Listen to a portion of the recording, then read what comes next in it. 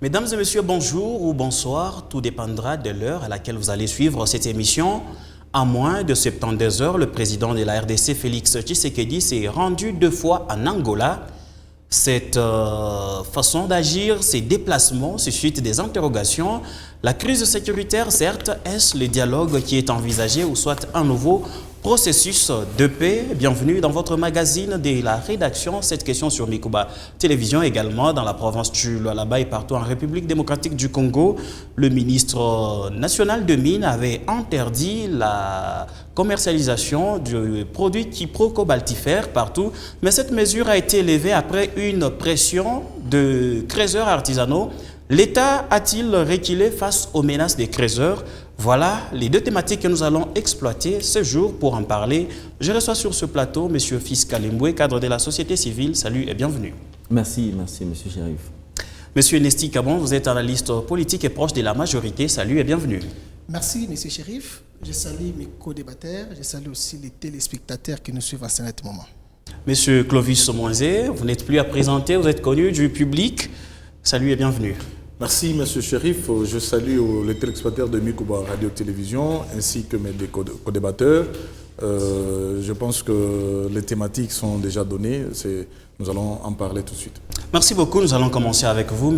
Nesti. Vous êtes de la majorité. Vous pouvez nous expliquer. Vous êtes d'ailleurs de l'UDPS.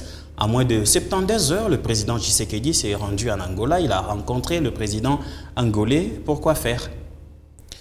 Merci beaucoup, très cher Chérif, pour cette question très pertinente. Je pense que le président de la République s'est rendu en Angola presque 2 fois depuis que l'année 2026 a commencé. Et cela est dû à sa politique diplomatique qui ne cesse justement à l'accompagner à chaque fois et à chaque moment qu'il se déplace. Cette politique diplomatique soulève aussi plusieurs questions. Vous savez, la République aujourd'hui fait face aux problèmes sécuritaires. La République aujourd'hui fait face aux attaques énormes que les ennemis de la République veulent justement à chaque fois attaquer. Que donc, c'est lui en tant que le premier Congolais ou bien en tant que le président de la République qui peut justement faire le tout possible pour trouver des solutions au cas où il y a des problèmes qui se répètent ou bien des problèmes que nous enregistrons qui sont devenus répétitifs. Est-ce que Washington a déjà échoué pour qu'on puisse parler d'un nouveau processus de Luanda? Vous savez très bien qu'à Washington, il y a eu une signature qui s'était... Donc, il y a eu un accord qui s'était passé entre la République démocratique du Congo et le Rwanda. Et je pense que ce qui a été signé comme protocole d'accord est en train d'être poursuivi petit à petit, malgré que nos amis du Rwanda n'ont pas respecté ce que l'accord disait. Donc, au lieu de respecter ce qu'eux-mêmes ont eu à signer, mais malheureusement, ils n'ont pas fait ça. Mais je pense que les pays facilitateurs ou bien les États-Unis ne peuvent pas aussi laisser le temps à ces gens-là de faire ce qu'ils veulent faire tout moment, tout le temps. Que cherche justement Félix Tshisekedi à Luanda?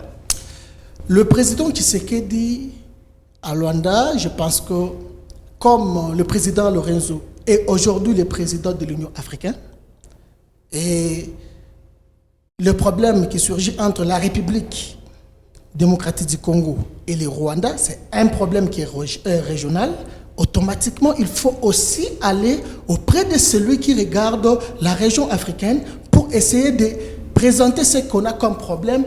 Peut-être lui peut aussi proposer les points qui peuvent aider la République et les Rwandais de trouver la solution par rapport à ce que nous traversons. Merci beaucoup. Il était déjà médiateur. Il s'est retiré pour dire qu'il serait occupé avec la fonction du président de l'Union africaine. Et cette fois-ci, on voit encore le président, M. Clovis Moïse, un président de la République qui se déplace 2 fois à moins de 72 heures dans un pays voisin. Ça interroge. Quelle lecture faites-vous de ces déplacements? Merci, M. Chérif, pour la question. En fait, nous comprenons seulement que les pouvoirs de Kinshasa a échoué totalement. Pourquoi? Parce qu'il y a des choses que nous avons dit déjà depuis longtemps, qu'il fallait garder le cadre avec l'Angola, parce que ça avait déjà commencé, les cadres de pourparlers avec l'Angola pouvaient amener quelque chose. Mais subitement, nous avons tous constaté que le temps qu'on attendait le chef de l'État en Angola, on l'a vu avec son frère et son partenaire fiable au ciel à Doha. Alors, c'est ce qui avait fait à ce que l'Angola s'était rétracté. Pourquoi? Parce qu'il n'y avait personne qui était informé de ces déplacements. Non, l'Angola s'est senti moins considéré. Oui, voilà. Ils ont dit que non, mais les questions de la sous-région, au lieu que ce soit traité dans la sous-région, mais c'est traité et après avoir traversé autant d'océans. Je pense que c'est ce qui avait fait à ce que l'Angola se rétracte. Mais si nous voyons le chef de l'État aller encore en Angola, moi je pense que c'est pour encore reprendre ce que lui-même avait détruit. Parce que l'Angola l'attendait pour amener le processus de Luanda. C'était un processus qui nous menait vers la paix. Franchement, ça nous menait vers la paix, mais lorsque le chef de l'État a sauté ce processus pour aller à Doha, ça avait fait à ce que l'Angola puisse se rétracter. Ce n'était que possible que le chef de l'État fasse ces deux voyages. Vous avez suivi M. Clovis, le président de la République, qui s'est exprimé après son entretien avec le président angolais. Il a dit ce n'est pas un nouveau processus qui va démarrer. C'est le dialogue qui est en train déjà d'être préparé? Oui, mais toutes les cartouches que le pouvoir a essayé de tenter, ça n'a pas abouti. Même Washington, nous l'avons dit. Même ici, Washington.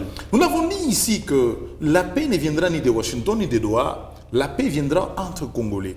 Nous avons réclamé le dialogue ici, ils nous ont traité de tous les mots. Je pense que c'est maintenant qu'ils reviennent à la raison. Parce qu'avec les dialogues, nous allons traiter les causes profondes du conflit et la paix sera durable. Nous l'avons dit ici, ils n'ont pas compris. Voilà maintenant qu'ils reviennent à la raison, nous sommes très contents. Ils doivent parler, si c'est le dialogue, il faut que ce soit un dialogue inclusif parce que c'est ça le levier de la paix dans notre pays. Monsieur Fils Kalembe, pensez-vous que réellement le président de la République s'est rendu en Angola pour justement assainir les lieux, pour préparer un éventuel dialogue avec le parti prenante? Premièrement, je pense qu'il est parti pour refaire les contacts avec le président Joao, qui était parmi les médiateurs qui se sont quand même donnés avec beaucoup d'énergie pour la résolution de ce conflit de l'Est, mais aller aussi pour trouver des solutions. Bon, en tout cas là, c'est entre guillemets parce que jusque-là, nous n'avons pas une information très claire qui parle réellement de ce qui doit se passer ou ce qui se faisait au moment où le président était en Angola. Mais avec l'allure où vont les choses, on sent qu'il y a quand même de bonnes pistes cette fois-ci, parce que si ces pistes-là sont ratées, on n'aura plus encore d'espoir dans le futur. Pourquoi? Parce que on doit espérer, monsieur Fils, justement, de l'Angola encore, une fois de plus, cela veut dire que Washington a échoué. Bon, pour moi, je ne trouve pas important que nous puissions traiter, un même conflit soit traité dans 3 endroits différents. On est en Angola, on est à Doha, on est à Washington, mais on cherche, moi je me demande, on cherche quoi? Si cela veut dire que le pouvoir est en train de tâtonner? Oui, ça pose énormément de problèmes parce que à Doha, on s'est dit, on est en train de négocier avec les M23. À Washington, on est en train de négocier avec le parrain. Et malheureusement, avec le parrain, vous allez vous rendre compte que ça n'a pas encore marché. Donc, il y a toujours des couacs là-dedans. Si avec le parrain, ça n'a pas marché, mais je ne crois pas qu'avec les M23, ça pourra marcher. Donc, ça sera encore l'échec. Et je crois que le président de la République n'est pas parti en Angola pour chercher à continuer la médiation ou à continuer les discussions entre Kagame ou avec les M23. Pour moi, j'ai la foi que quand il est parti là-bas, c'est justement pour rentrer, organiser quand même un dialogue entre le Congolais, et ce dialogue-là qui ne va exclure personne. C'est-à-dire tous les leaders politiques vont quand même participer à ce dialogue-là, question de permettre que nous ayons une solution. Parce que si il y a l'idée du dialogue et que cette idée-là épargne certaines personnes ou une catégorie de gens sont écartés, pour moi, je ne penserai pas qu'il y aura une solution. Ce sera le dialogue entre Union Sacrée ou entre ceux qui veulent adhérer dans l'Union, parce que vous allez vous rendre compte qu'il y a même ceux qui étaient dans l'opposition qui adhèrent dans l'Union Sacrée, pas dans l'intention d'apporter la solution, mais dans l'intention de suivre l'idéologie de l'Union Sacrée et se retrouver, avoir quand même des postes, tout ça. Donc on espère que ça sera comme ça. Mais le mal, c'est quoi? C'est qu'on voudrait assez que s'il y a une action présidentielle par rapport à un dialogue, il serait mieux que le ministre, les autres les porte-paroles surtout puissent se taire pour permettre que le président fasse les choses correctement. Parce que vous allez vous rendre compte qu'il y a celui-ci qui parle de l'autre côté, l'autre parle, et ça prête quand même des confusions. On nous a parlé, on nous a dit qu'il y a 5 milliards qu'on a mis à la disposition de la guerre pour finir la guerre de l'Est. Et si et seulement si cette décision que le président va prendre, c'est la décision d'aller vers le dialogue, vous allez vous rendre compte que ce sera du méli-mélo. Donc, on a mélangé quand même beaucoup d'histoires. Pour moi, j'aurais préféré à ce qu'on laisse Patrick Mouyaya, qui est communicateur du gouvernement, qu'il s'en charge avec le média, avec la communication. C'est-à-dire que le président ne devrait pas parler tout en étant non, la presse arabe. Non, le président parle. Mais oui, vous allez vous rendre compte que c'est tout le membre du gouvernement qui parle. Bon, pas tout le monde, mais la majorité quand même pas. Parce que j'ai suivi, il y a un membre du gouvernement qui a parlé sur une chaîne internationale parlant des budgets qu'on a alloués pour la guerre de l'Est. Ça aussi, ce sont des révélations, quand on les dit, bon, on croit que c'est à notre faveur. Merci. Mais on se met un peu en difficulté dans le jour prochain. Vous allez vous rendre compte aujourd'hui. Merci, si on monsieur doit, Fils, nous allons. Je voulais prendre une minute seulement. Si on doit convoquer, on doit appeler les gens au dialogue. Ça sera difficile d'appeler tout le monde parce que déjà, il y avait les gens du camp du pouvoir ou l'Union sacrée qui disaient que tel ne va pas participer dans l'Union sacrée. Et ça sera maintenant le mal de les appeler encore parce que quand vous criez devant tout le monde vous attendez. Et quand vous devez encore le rappeler, ça sera difficile pour vous de le faire publiquement parce que vous allez vous dire que nous allons nous contredire nous-mêmes et ça ne sera pas quelque chose de crédible. Merci beaucoup, monsieur Fiskalembwe. Monsieur Nesti, s'il faut rentrer en arrière, il y a Addis Abeba, il y a Luanda, il y a Doha, il y a Washington, et là, on revient encore à Luanda. Est-ce que le pouvoir en place est en train de tâtonner dans la manière de prendre des décisions pour restaurer la paix? Monsieur Chérif, allez-y comprendre que les pouvoirs ne tâtonnent pas. Les pouvoirs ne tâtonnent pas. Pourquoi? Revenons d'abord à l'accord qui s'est passé à Washington. L'accord avait comme en tête l'accord de paix et économique. Aujourd'hui, la plupart des Congolais se penchent seulement sur l'aspect paix ou bien l'aspect sécuritaire.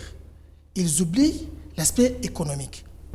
Sur le plan régional ou bien l'accord qui va se passer entre la RDC et les Rwandais ou bien la procédure qu'il y a entre la RDC, les Rwandais, donc la procédure qui va se passer, que l'Angola est comme médiateur, ça c'est un autre accord. Un autre accord qui va compléter l'axe sécuritaire de l'accord de Washington. Ah bon? Oui. Ce n'est pas Doha? Écoutez, Doha aussi, c'est l'axe de l'accord qui va encore compléter l'accord de Washington. Donc, l'accord de Washington, c'est l'accord global. Parlant de la paix, ça devrait être poursuivi par quel accord? Selon ce qui se passe, ou bien selon ce que nous avons vu, oui, après la signature de Washington, normalement, il faut que la procédure ou bien le processus qui s'était déjà lancé au niveau de Doha devrait aussi être achevé. Et jusque-là, ça ne s'est pas achevé. Ça ne s'est pas encore achevé. Pourquoi? Pourquoi ça ne s'est pas encore achevé? Parce qu'il y a des pourparlers au niveau de Doha. Et ici, à Washington, ici en Angola, le chef de l'État a compris, sur le plan régional, la RDC, c'est un pays membre de l'Union africaine.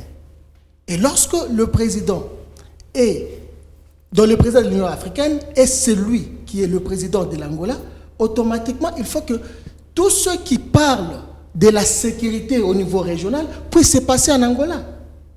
Monsieur Nesti, vous me rappelez le propos de la ministre des Affaires étrangères après la signature de l'accord de paix. Il y avait une question qui était posée.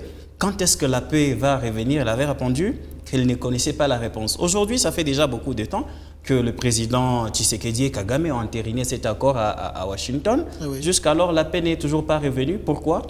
Vous savez, nous savons que lorsque quelqu'un tombe malade, le jour que la personne tombe malade est connu. Mais le jour que la personne sera guérie...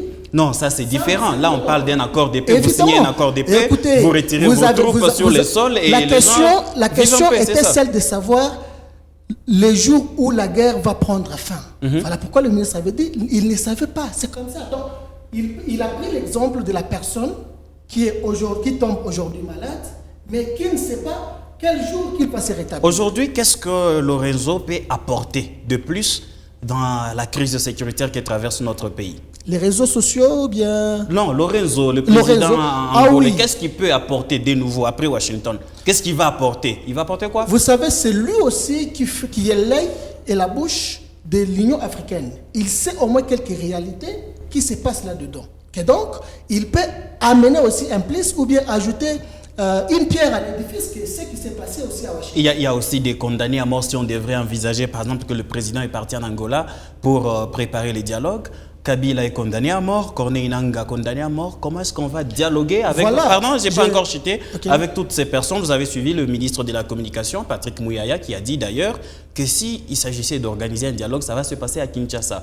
Est-ce que ça sera une réussite d'inviter Kabila condamné à mort à Kinshasa? Je voulais arriver là-bas parce que c'est une question que beaucoup de Congolais attendaient. Vous savez, lorsqu'il y a quelqu'un qui a déjà touché au sang, on ne peut pas quand même le faire confiance lorsqu'il y a un dialogue. Pourquoi? Parce que la personne n'a pas vraiment emprunté les chemins qui est normal. Il a voulu justement commencer par tuer pour réclamer ses propres intérêts.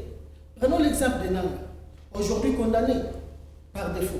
Pourquoi? Parce qu'il a tué. Et je suis sûr et certain, même sur ces plateaux, personne ne peut me contredire. Il y a les Congolais qui meurent chaque jour à l'Est. À cause de quoi? À cause des intérêts de Nangaa. Et maintenant, comment comptez-vous convaincre Corneille Nangaa de venir à Kinshasa pour dialoguer? En tout cas, monsieur Chérif, allez-y comprendre que les dialogues ne peuvent pas... C'est quelqu'un qui a le son. Tout celui qui a fait... qui a participé dans ces cabanes de tuer les Congolais, en tout cas, moi je ne vois pas l'utilité de l'appeler ou bien de prendre part à ces dialogues. Merci. Et d'ailleurs, les dialogues, c'est une évidence. Merci beaucoup. C'est une évidence. On ne sait pas si réellement nous allons aboutir au dialogue ou pas. Mais s'il faut aller au dialogue, il faut tirer beaucoup d'attention parce que le jeune qui ont tué... Vous pouvez tenir le micro au milieu? Ils ne peuvent pas, en tout cas, faire de sorte que ces dialogues-là, eux, puissent prendre part. Non. Merci. Tout cas, non. Merci beaucoup. Monsieur Clovis, votre réaction? Oui, monsieur Chérif, en tout cas, je suis très étonné et je suis très content d'ailleurs d'entendre que notre ami de l'Union sacrée, lui-même d'ailleurs, il a confirmé ce que nous venons de dire, que le régime est en train de tâtonner. Monsieur Nesti, je te dis que lorsqu'on accède à des fonctions pour gérer un pays, on doit être conséquent. On ne peut pas accéder à des grandes fonctions telles que le sommet de la nation et puis être surpris des situations qui arrivent. Tout ce que tu as expliqué ici, ça doit compléter ça, ça doit compléter ça. Mais je pense qu'on a passé beaucoup de temps pour rien. Nous leur avons dit que n'allez pas là-bas, n'allez pas ici, venez ici, parlons. Je pense qu'on trouverait déjà la paix dans ce pays. Écoutez, les conflits, même l'ennemi, même l'agresseur, il trouve la porte lorsque nous sommes divisés dans ce pays. Lorsque nous sommes divisés, il trouve la porte. Il va solliciter ceux-là qui sont frustrés. Et c'est pourquoi nous vivons tout ce que nous vivons aujourd'hui. Moi, je pense que la paix n'est ni à Doha, ni à Washington. La paix est entre les Congolais. Je l'ai dit chaque jour. C'est entre nous, Congolais, on va Monsieur nous regarder Clovis, il y en a face. Patrick Mouyaya qui a dit que si on devrait dialoguer, ça doit se passer à Kinshasa. Comment analysez-vous le propos du ministre de la Communication, sachant qu'il y a 2 personnes qui ont été condamnées à mort? Est-ce que ces personnes-là auront les kilos de venir à Kinshasa pour dialoguer? Oui, mais en fait, pour que le dialogue se passe à Kinshasa, il faut préparer la sécurité de tout le monde. Et je pense que vouloir que le dialogue se passe à Kinshasa, ça ne sera pas possible. Pourquoi ça ne sera pas possible? Parce que, tel que vous l'avez dit vous-même, il y a des condamnés. Les gens qui ont été condamnés par défaut, et ils sont condamnés à mort. Si ils veulent que ça se passe à Kinshasa, moi je pense, pour que tout le monde soit là, il faut qu'ils commencent d'abord par blanchir ces gens là-bas, lever ces jugements-là. Même ceux qui ont tué les Congolais? Écoutez, mais monsieur Chérif, j'ai entendu mon co-débatteur dire ici que on ne va plus dialoguer avec celui qui a touché au sang, celui qui a fait ceci. Mais écoutez, le problème, c'est avec ces gens là-bas qui ont touché au sang. C'est avec ces gens là-bas qu'on connaît en insécurité. Mais si nous voulons la paix, mais il faut parler avec ces gens. Si dans une famille, quelqu'un commet un problème, mais pour qu'on dialogue, pour qu'on parle, pour que ce problème termine, il faut parler avec le concerné.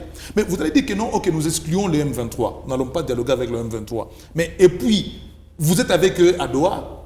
Mais dire ça, c'est de la farce. Donc il y a une contradiction? Non, c'est de la farce. Ça, c'est de la farce. Comment est-ce que vous, à Doha, vous dialoguez déjà avec eux? À Washington, vous dialoguez avec le diable que vous appelez Kagame. Vous êtes avec lui, vous dialoguez avec lui. Mais les Congolais qui n'ont rien fait, les Congolais parce qu'ils sont opposants, parce qu'ils sont en train de dénoncer ce que vous faites comme bavure, voilà que vous ne voulez pas dialoguer avec eux. Voilà, moi, c'est ce que je ne comprends pas avec ces régimes. Le chef de l'État en Belgique, il a dit quoi? Il a dit que pour qu'ils dialoguent avec ceux-là qui doivent participer au dialogue, ce sont ceux-là qui condamnent le Rwanda. Monsieur Clovis, en dehors des condamnés à mort, oui. Ces derniers temps, on parle plus d'arrestations. Certaines figures de l'opposition sont arrêtées, notamment Nathanaël Onokomba, Parole Kamizelo, Emmanuel Chadari et consorts. Oui, en fait, c'est ce que nous déplorons. Ce régime, il est contre la paix. Ah bon? Mais ce régime, il vous dit qu'il cherche la paix, mais en entre-temps, eux-mêmes ne veulent pas de la paix. Mais le président de la République est là comme garant des institutions mais est-ce qu'il y a des gens est-ce qu'il y a des gens qui aident le chef de l'État? Parce que tout ce que nous voyons ici, est-ce que le chef de l'État est d'accord? Est-ce qu'il est au moins informé qu'un jeune tel que Nathanaël, oui, doit être arrêté parce qu'il a tweeté? D'ailleurs, il y a des gens qui lisent très mal son tweet. Moi, j'ai lu son tweet, j'ai compris que c'est un questionnement qui s'est posé. Mais pourquoi vous pouvez signer, dire que tous ceux qui sont... Alors, tout ce qu'il a écrit là-bas, est-ce que ça méritait ce qu'il a mérité? Moi, je pense qu'on doit laisser que le jeune s'exprime, que l'opposition ait aussi de la parole. Merci. C'est que l'opposition parle, c'est pas pour nuire au pouvoir, c'est pas pour détruire le pays, c'est pour vous aider aussi, vous donner des idées. C'est pour vous donner des idées. Parce qu'on en a parlé ici, on a dit que M. Tshisekedi ne va pas, il ne faut pas aller à Doha, il ne faut pas aller à Washington. Reviens ici, convoque un dialogue national inclusif où même ceux-là qui ont causé du tort à cette nation sont sur la table. On leur pose la question de savoir, mais monsieur, pourquoi vous avez pris des armes contre votre propre pays? Pourquoi vous avez tué vos frères? Pourquoi vous avez fait cela? Ils vont s'expliquer. Parce que dans ces dialogues, même M. Tshisekedi, avec son régime, ils ont des choses à nous expliquer. Merci beaucoup. Il y a beaucoup de choses... Non, mais je vais citer. Nous allons revenir à vous, monsieur... Voilà, ils ont beaucoup de choses à nous expliquer. Merci. C'est pourquoi le dialogue est très important. Merci beaucoup, monsieur Clovis. Monsieur Fiscalembe, vous étant la société civile, quelle lecture faites-vous? On envisage les dialogues. Entre-temps, il y a des arrestations. Est-ce que les libertés fondamentales, notamment la démocratie, la liberté d'expression, sont mises en danger? Oui, certainement, parce que quand on doit arrêter les gens aussi, vous savez, j'ai toujours eu le temps de conseiller le pouvoir, à leur dire qu'il faut savoir lire le temps. Le temps auquel nous sommes en train de passer, c'est un temps où on doit chercher la paix à tout prix. Pourquoi? Parce que nous sommes agressés. Et tout le monde, nous savons que cette agression-là vient du Rwanda. On le sait. Mais les animateurs de cette agression-là, nous les connaissons. Il y a Corneille Nangaa qui était président de la CENI, donc il n'est pas un Rwandais, c'est justement un Congolais.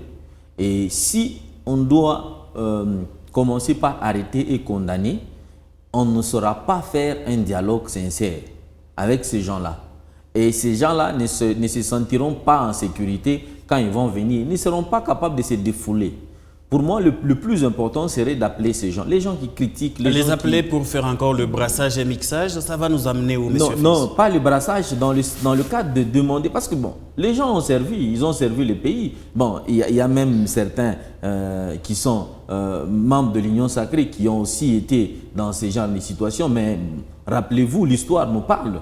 Il y avait une certaine époque où le président a appelé ces gens-là, il leur a dit cessez de tuer les gens, venez, on va gérer ensemble. Et on a géré. Aujourd'hui, nous sommes là où nous sommes. On a même eu la constitution grâce à ces dialogues-là. Si et seulement si le président à l'époque n'avait pas ce courage d'appeler ces gens-là pour s'asseoir, moi je vous dis même aujourd'hui, on ne pouvait même pas avoir cette constitution que nous avons. Merci on ne pouvait même pas avoir. Donc ici, c'est mettre l'ego de côté. Oui. Penser à ce que nous n'avons que ces pays comme notre bien commun. Que ce soit pour ceux qui critiquent la majorité, que ce soit pour ceux qui sont du côté de la majorité, et se mettre en tête qu'il y a même ceux qui se disent majorité, mais qui sont peut-être contre, qui ne posent pas des actes qui encouragent à ce que ces pays puissent aller de l'avant. Et se mettre autour d'une table, c'est dire, nous avons ce pays, c'est notre bien commun. Qu'est-ce que vous voulez que nous fassions? Nous, on veut ça, on s'accorde, et puis on dit, bon, tous les ténors, les gens qui sont là-bas, vous êtes des Congolais, non? Oui. C'est vrai que c'est les Rwandais qui vous avez peut-être ramené ici, mais comme vous êtes des leaders, aidez-nous à faire taire les armes là-bas. Revenez, on s'assoit et puis on clore cette histoire-là. C'est la meilleure façon de faire les choses. Mais quand on doit se jeter chaque fois des pierres pour dire l'autre est ennemi, l'autre c'est mon ennemi, j'irai, vous n'aurez jamais la paix parce que la paix, c'est avec les gens avec qui nous sommes en guerre. Merci. Je ne peux jamais faire la paix avec mon frère avec qui nous sommes en bon terme tout le temps avec lui. Non, j'ai fait la paix avec mon frère avec qui nous nous sommes tiraillés, on s'est giré, on s'est dit qu'on ne va jamais se parler. C'est avec lui qu'on fait la paix. Merci beaucoup, Monsieur Fiscalemoué. Monsieur Nestic, gardez vos arguments.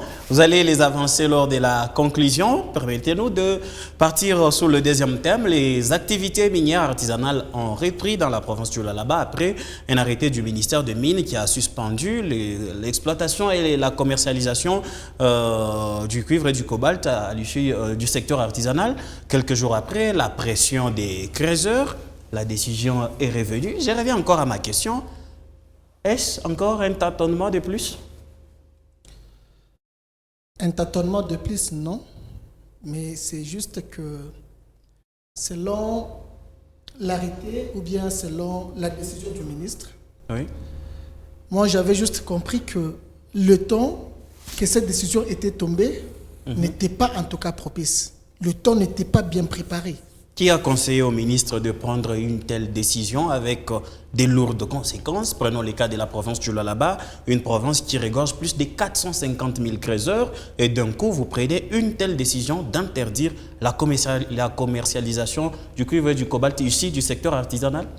Vous savez, quand on vit, on a toujours des imperfections, tous. Et si aujourd'hui le ministre a commis l'erreur, parce que l'erreur est humaine. Donc il a commis une erreur? Non, écoutez, c'est une erreur administrative. C'est une erreur administrative.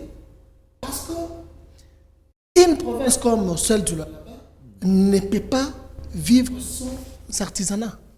Ouais. Non, non et non. Que donc, le ministre a commencé aujourd'hui à vouloir l'incriminer ou bien à vouloir les crucifier ou bien quoi que ce soit, ça sera un peu plus haut. Donc, comme lui-même a compris qu'il devrait commencer d'abord par une procédure. C'était la procédure qui devrait maintenant amener aux gens à comprendre quelle a été la quintessence de sa décision. Mais, subitement, il a surpris les gens, ce n'était pas bon et ce n'était pas en tout cas une décision qu'on devrait appuyer ou bien qu'on devrait applaudir. Comment avez-vous appris la nouvelle de la reprise des activités? C'est une très grande joie pour la province du Lualaba parce que c'est une province qui vit à 75%. Vous étant politique, lorsque vous voyez les personnes, les dirigeants ou les personnes choisies de votre obédience politique qui sont censées animer certaines fonctions, ils prennent des décisions et 2 jours après, 1 semaine après, l'on revient à la même décision. Ça vous fait quoi étant politique? Mais écoutez, M. Chérif, nous savons que toute décision que le ministre peut prendre, ça revient sur la tête du président de la République. Et quand les Congolais voient ça, ils disent que non, tout ce que nous sommes en train de traverser, c'est le président Tshisekedi. Or, le ministre, dans ce qu'il a comme qualité, dans les fonctions que lui est en train de faire, normalement, il peut prendre aussi des décisions pour prouver ou bien pour montrer ses compétences par rapport à ce qu'il a comme attribution.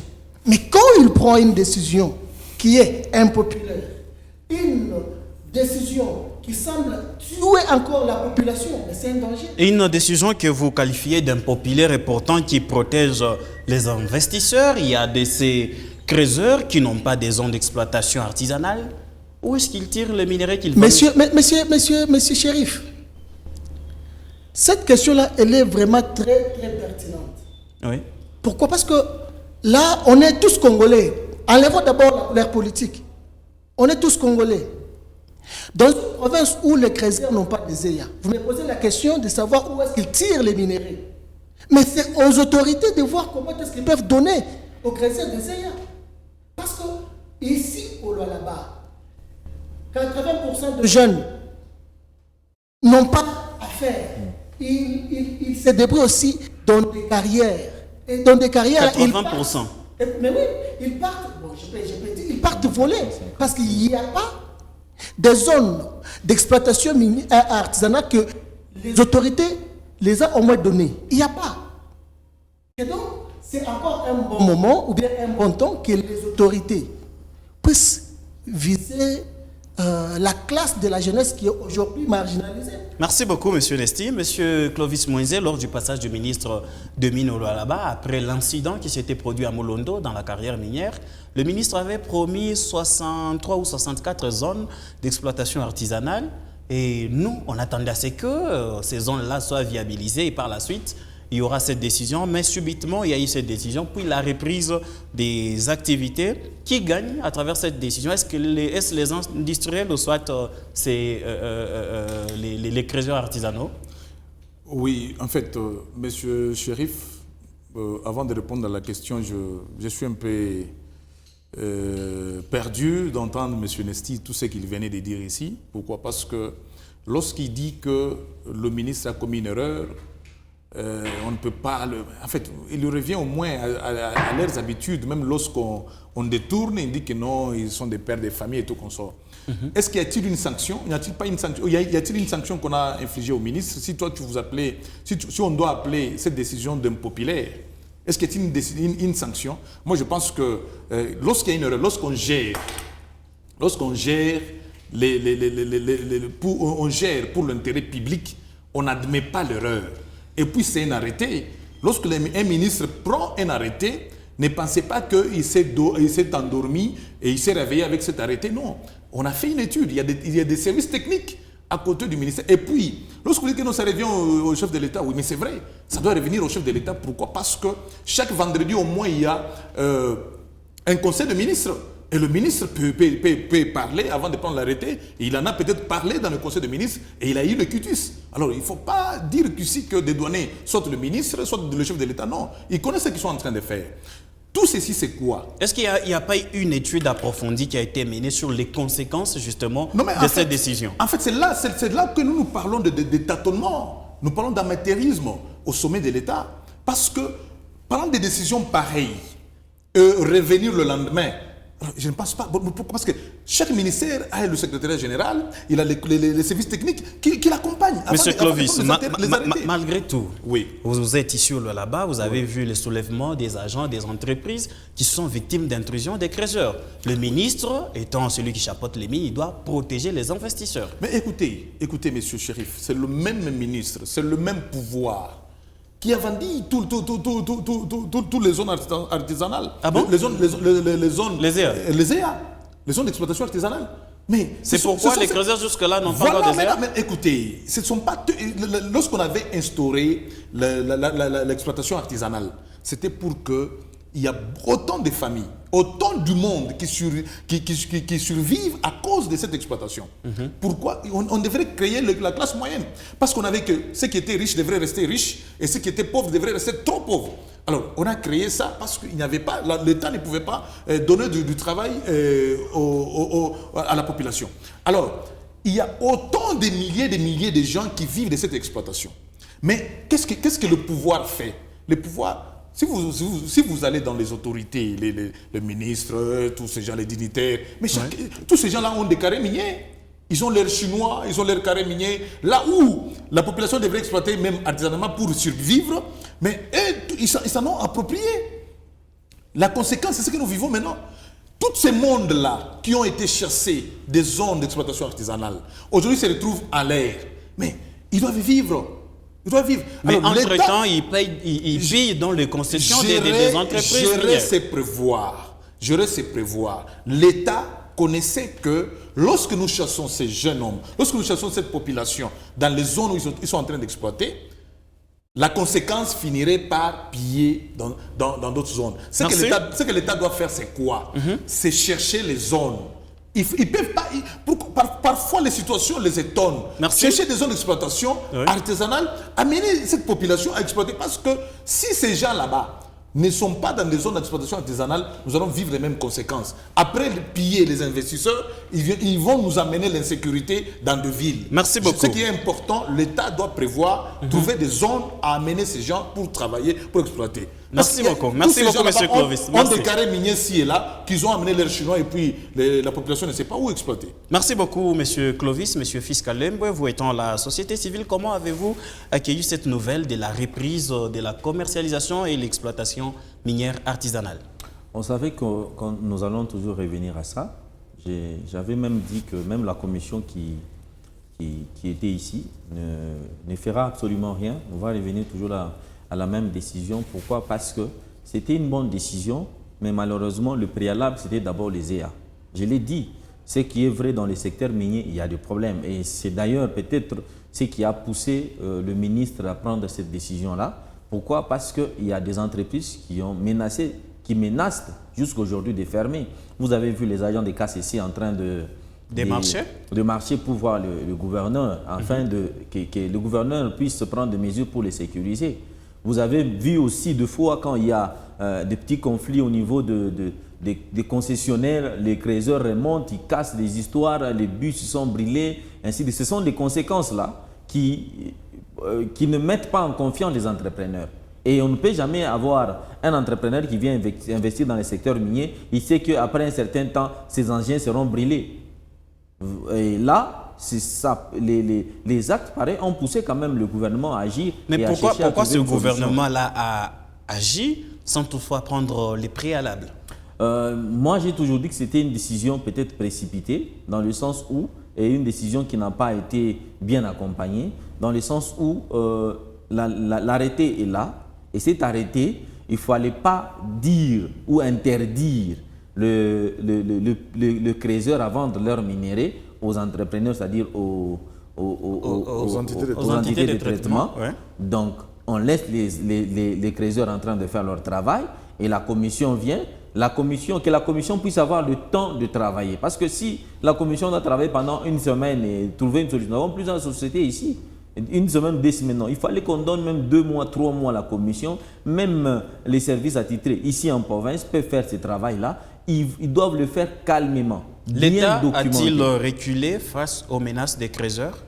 Oui, ce qui est vrai, parce que, vous savez, la justice populaire a toujours été très efficace. Ce qui est vrai, l'État a été obligé. Ici, nous étions dans une situation où l'État est obligé de fléchir, sinon ça allait paralyser presque toute la province. Vous vous êtes rendu compte que nous étions à Lubumbashi, on était bloqués, on ne pouvait pas venir ici. Donc, il fallait que l'État puisse réagir le plus tôt possible pour permettre à ce que cette hémorragie puisse prendre fin. Et là, c'est la pression de la population. C'est la pression des créateurs qui ont fait ce que l'État puisse revenir rapidement à la décision avant que les pires, bon, bien qu'on a vécu quand même les pires, bien qu'on puisse arriver à d'autres dégâts plus graves que les dégâts que nous avons assistés. Merci Donc, beaucoup. à ce niveau-là, ça rend inefficace l'action de l'État. Il faudrait que l'État puisse, avant de prendre des décisions, avant de signer des arrêtés, que l'État puisse réfléchir autour de ces décisions-là pour que l'État puisse avoir le pouvoir d'agir et concentre les pouvoirs de l'État. Mais si la population doit faire changer une décision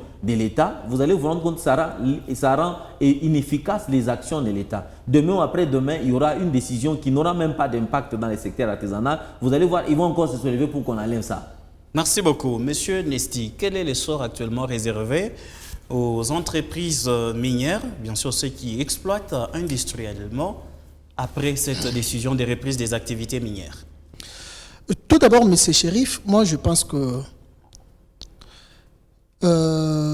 aujourd'hui, si on essayait au moins de faire semblant à ce qui se passe au niveau de l'artisanal, c'est vouloir créer de l'insécurité au niveau de la province. Pourquoi moi je ne parle pas de ceux-là qui travaillent d'une façon qui est étrangère et tout, mais je me base surtout sur ceux-là qui travaillent dans...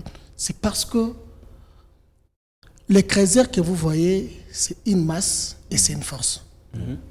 Lorsque les créateurs sont, je peux dire, délaissés, lorsque le Créser ne ressent pas une considération envers les autorités, en tout cas, c'est un danger pour la population. Et cette population est innocente. La décision a été prise, les activités ont repris. Monsieur Clovis a parlé de quelque chose. Un ministre qui a pris une décision que vous-même, vous avez qualifiée d'impopulaire, pourquoi il n'a pas été sanctionné? Ce n'est pas à moi ou bien à M. Clovis de demander une sanction contre les ministres, parce que je sais que le ministre a au moins son hiérarchie, et lorsqu'il y a de tels actes qui est répréhensible, il y aura toujours des répercussions par rapport à ça. Donc, ce n'est pas à nous de demander une sanction, parce que c'est une question qui est sur toute l'étendue de la République. Et donc, comme aujourd'hui, l'unique province du Lualaba a manifesté parce que 80 ou 75% vit justement de ce que le ministre, lui, voulait que ça soit arrêté. Je ne sais pas, bon, selon lui, il voulait mettre une organisation, une traçabilité. C'est bien beau, mais comment on peut procéder pour arriver à ça? Mais non, s'il y a eu cette action, c'est parce que les Crézeurs n'ont pas des EA. Pourquoi, jusque-là, le régime n'a pas encore donné des EA aux Crézeurs du Lualaba? Parler de régime qui n'a pas encore donné les EA, c'est plus fort. Monsieur Nesti, je rappelle que le ministre travaille sous la vision du chef de l'État. La gouverneure travaille sous la vision du chef de l'État. Le ministre provincial de Mines travaille sous la vision du chef de l'État. Voilà pourquoi je parle du régime. J'ai dit c'est plus fort. Pourquoi je dis ça? C'est parce que Kinshasa que vous voyez, je peux dire 90% ne maîtrise pas la situation de Kolwezi. Mais il y a les autorités étatiques ici à Kolwezi qui maîtrisent plus mieux la situation de Kolwezi. Alors, qu'est-ce que le ministre provincial de Mines a fait justement après la prise de ces décisions? Parce que c'est lui qui chapeaute ces secteurs ici au Lualaba. Le ministre provincial de Mines, il fait aussi son travail. Bon, moi, je ne peux pas entrer en tout cas. Il fait quoi justement? En tout cas, je ne suis pas son communicateur. Je ne suis pas son communicateur. Et d'ailleurs, lui, c'est quelqu'un qui... Bon, je peux demander encore de beaucoup travailler. Parce que le secteur minier est quasiment foutu. Ah bon? Oui. Oui. Pourquoi je dis ça? C'est parce que nous constatons en tout cas beaucoup d'irrégularités dans ce qu'il a comme fonction. Comment est-ce qu'un ministre peut faire une descente? Il promet quelque chose, mais par après, il y a eu de mordant. Merci beaucoup, monsieur Nesti. S'il vous plaît, nous allons revenir avec vous pendant la conclusion. S'il vous plaît, pour chuter. Oui, allez-y, dans quelques secondes. Comme on parlait ici on parlait de la thématique qui stipulait l'histoire des mines et autres. Il y a aussi une question.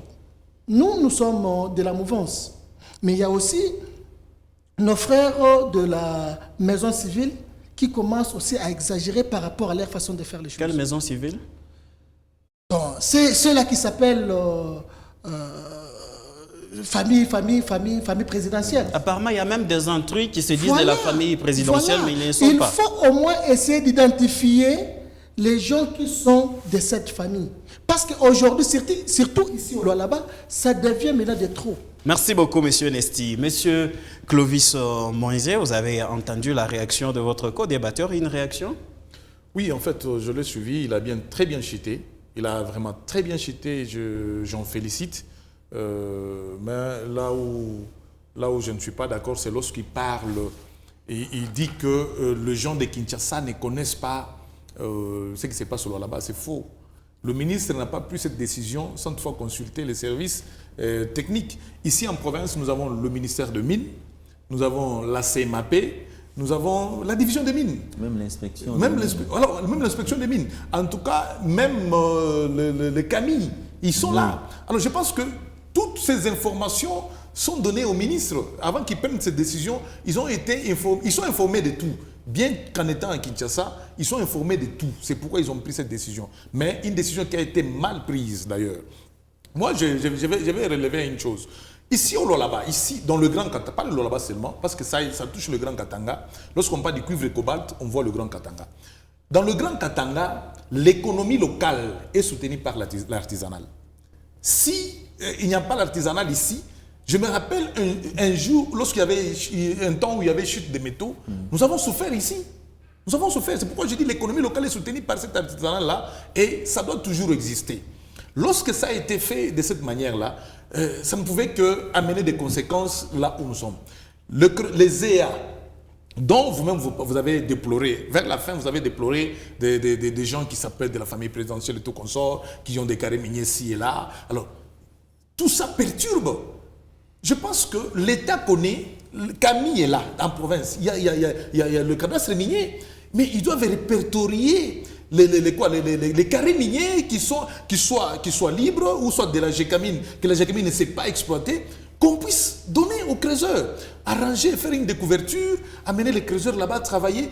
Je pense que ça va résoudre le problème d'attaque des investisseurs. C'est très simple. Moi, je ne sais pas pourquoi l'État ne veut pas le faire. Pourquoi? Ils ne le font pas. Pourquoi? Parce que tous les carrés miniers sont occupés. Et les gens qui occupent ces carrés miniers sont des gens qu'on ne connaît pas. D'où ils viennent, où ils sont.